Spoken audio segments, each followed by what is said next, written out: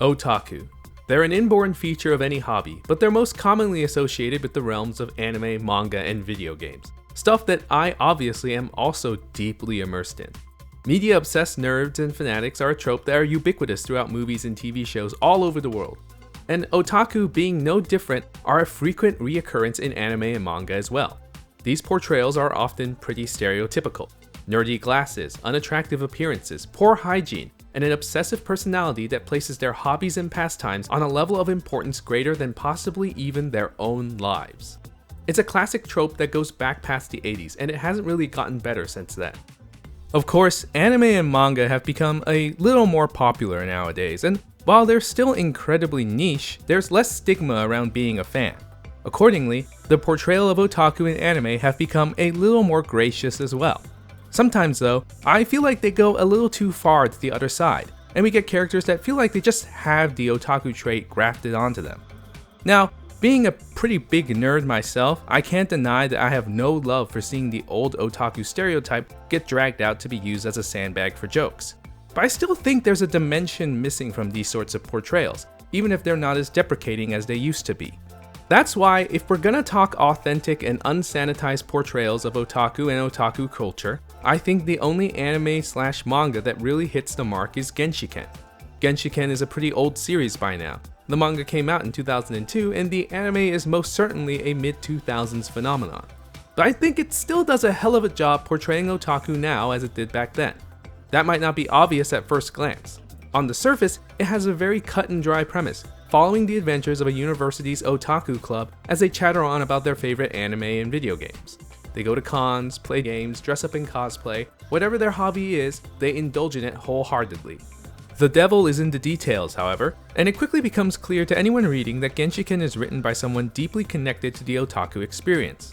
You see, otaku as a term has always had a very negative connotation in Japan, and a lot of otaku characters in anime either play up that negativity or try their best to subvert it as much as possible.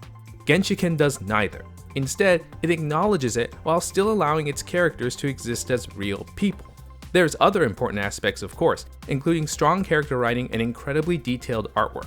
But without that perspective on otaku, the whole series wouldn't hit as hard. At the very least, the otaku characters in Genshiken were very reminiscent of how me and my nerdier friends were back in high school and college. What I also like about Genshiken is that while it never glamorized the otaku culture, it wasn't condescending to it either. Genshiken's otaku characters are never overly repulsive or disgusting. They run the gamut from being relatively plain, to kind of goofy looking, to actually attractive.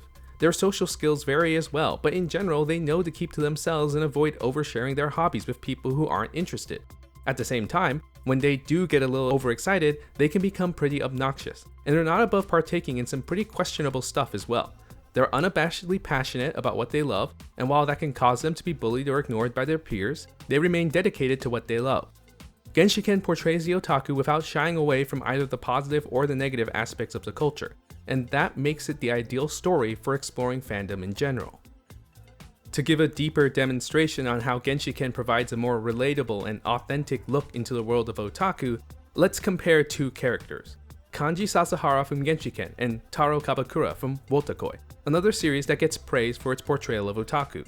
Sasahara has always been an otaku, but he was always too embarrassed to admit it, until he joins the Genshiken and finally gets to indulge in his hobbies with like-minded people. Kabakura, meanwhile, is a successful salaryman and former volleyball captain who also hides the fact that he's an otaku out of embarrassment. Your mileage may vary, but I find Sasahara's embarrassment about being an otaku much more relatable than Kabakura's. Sasahara is the quintessential nerd. He's a fairly plain guy outside of being an otaku, and he has a pretty introverted personality in general. Meanwhile, Kabakura isn't just handsome and well built, he's also just a more self-assured guy in general when he isn't trying to hide his otaku habits. It's hard to believe a guy like him would be that affected by being made fun of for being an otaku. While Sasahara definitely feels like the kind of person that could quit school over his otaku hobbies being discovered. Now, characters are not a monolith, and being attractive and confident does not mean you can weather being made fun of, but when it comes to relatability, I do think Sasahara rates a little higher. Of course, I do think there's a chance I'm just out of touch. I'm an older guy, and not very social either, so it's not as if I'm regularly in contact with modern anime fans. I don't know what the modern otaku looks like, and I couldn't even begin to pretend to. But even if Genshiken no longer represents the otaku of today, it still gives an incredible look into the otaku culture of the past, and that will never change. I thoroughly recommend the series to anyone who wants a deeper look into that culture, especially one that isn't overly nostalgic or tone deaf. Thanks for watching. I've talked about how relatable I found Genshiken's portrayal of nerds and otaku, but maybe things have changed in the years since this series' release.